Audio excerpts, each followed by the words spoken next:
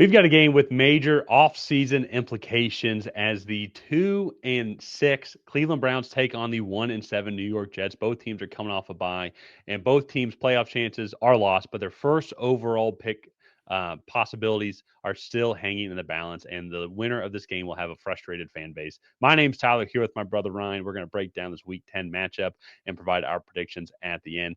And also, too, we have a lot of off-season content as well, so be sure to leave a comment. Let us know what you want to see the Browns or Jets do, and hit that subscribe button to get notified when new videos come out. And Ryan, as you can already tell by this intro, nobody really cares about this game at all.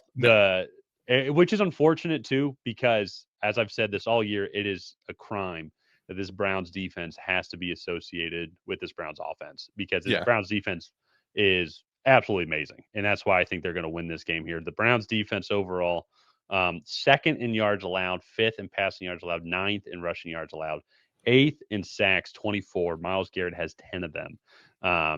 And dude's just an absolute stud, first ballot a Hall of Famer.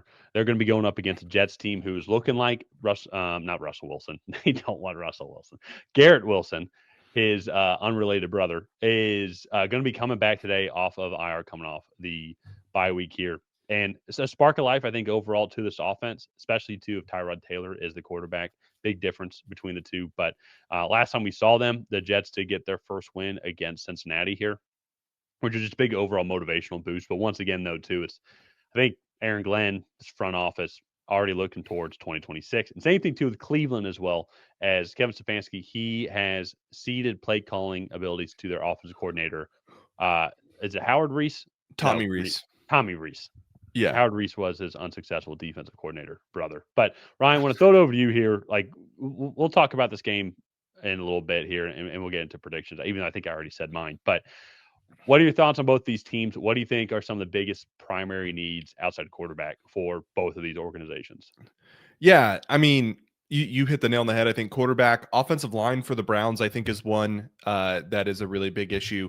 Quinshot Judkins has been promising as a rookie running back, but behind Yep. that offensive line, when they're not in a favorable matchup for this offensive line, I think they really struggle to consistently run the ball.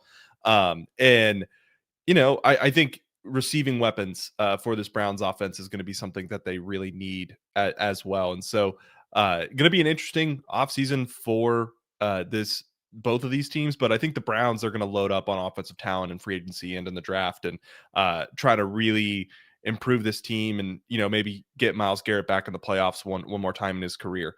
Because, like you said, it's a crime that this defense and Myles Garrett has just had some of the worst offenses paired with them, not just this year, but throughout his entire career. And then kind of switching gears to the Jets. One, the Jets are expected to be big sellers by the trade deadline. A lot of names have been thrown around, like Jermaine Johnson, Brees Hall. So we'll see if they actually make any moves. But this offensive line at the tackle position has been pretty solid. You have Armand Membu, the rookie, and then Olufashanu, the sophomore, kind of holding things down. But the interior has struggled at times. I think the injury to Elijah Vera Tucker at the beginning of the year has been something that they haven't really been able to fill since that injury, or really at any point throughout the season.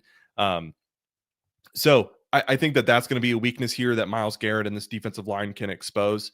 And yeah, this running game with Brees Hall has been good. It's been really explosive. So I feel like he gets like 1 yard, 1 yard, 1 yard, and then he'll bust one for 50. But all in all, I think without Garrett Wilson being on the field, this offense has just really struggled. They had minus 10 net passing yards a few weeks ago, and Garrett Wilson wasn't on the field for that. I will say, even when he's been on the field, this passing offense hasn't been great, but it definitely needs their number one weapon back. So hopefully if he can go, I think that would make this matchup a little bit more interesting. But to kind of jump into predictions here, I'm going with Cleveland. This defense, I think, is just going to shut them down. Garrett Wilson or not, I think it's just going to be a dominant performance from this Browns defense, especially coming off a bye.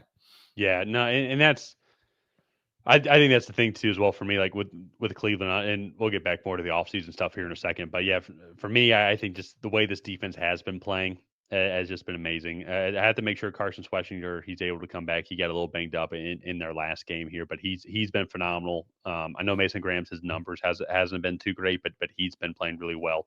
Also, they're actually, you kind of go look at it. They're the rookie class that they've had is actually doing pretty well. Shador Yeah. Sanders obviously hasn't played yet, but and Dylan Gabriel, but it's they've did a decent job. I would say in this draft class as a whole, and they're going to get even more from last year's draft class because of the trade back with Jacksonville.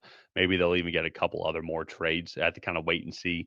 But Harold Fannin has been the best pass catching option as well too. And so I think I think that's just going to be the thing is if New York can stop the run, that's going to be one thing I think that they could like slow down Cleveland here, put it a lot on Dylan Gabriel. The issue is though they're 135th in rushing yards, 26 allowed, 10th in passing yards allowed, 199. Now there might be a caveat to that. The Jets have been losing a lot of their games, so maybe teams are running the ball more against them and passing less to try and speed up the game and end it more quickly.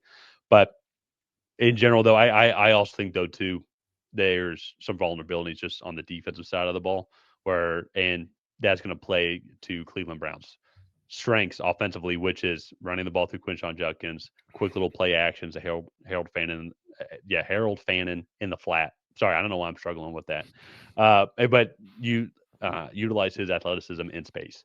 So I think the thing for me for the Jets, it's obviously quarterback is one. I have to figure out where they're going to be playing. They're 1-7 right now. The Tennessee Titans are 1-8. The Saints are 1-8. So those are top three as of right now. A couple other two win teams. The Giants, Browns are one. You got the Raiders, Dolphins. So a lot of potential movement that could go on here as well.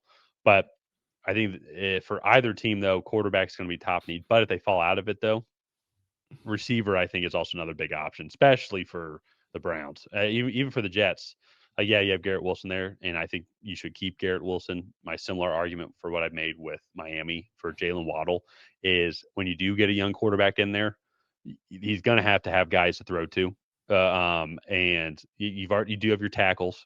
I've liked what I've seen with the tackles. Can maybe get some free agents for the interior, but imagine though you have Garrett Wilson on one side, Jordan Tyson on the other, depending on where Jets end up falling. I think that'd be a great kind of receiving duo for any young quarterback to figure out. And then I think the same thing then too could go for Cleveland if they get a young quarterback. You have Quinshon Judkins in the backfield. You have Harold Fannin back there. And if you go, it may be a second round receiver, but go get a Chris Bell, go get Omar Cooper from Indiana, Elijah Surratt, or some guys that they can lean on. Just get some more weapons here. That's where I think both teams are really going to focus on this offseason, as you mentioned, is that offensive side of the ball because it's just it's crazy how bad both offenses are. The Jets offense does have some good pieces. Justin Fields' athleticism has gotten them some more yards, but they still need that. He's not the guy. Dylan Gabriel's not the guy for the Browns. We haven't seen Shador yet in the regular season, and I'm going to assume he's not the guy for Cleveland as well. I guess until I see him play, then I might start thinking differently. But at the same time, though, too, just both these offenses are just awful. So they're both going to be picking in at least the top 10, very possible the top 5. And the Browns have 2 first-round picks, so they could be even more aggressive on who they go and get. Yeah. From what I've heard, Kevin Stefanski would rather get fired than play Shedeur Sanders. Just apparently he just does not like him. He didn't want to draft him, but since he was there in the 5th round, the GM was able to take him.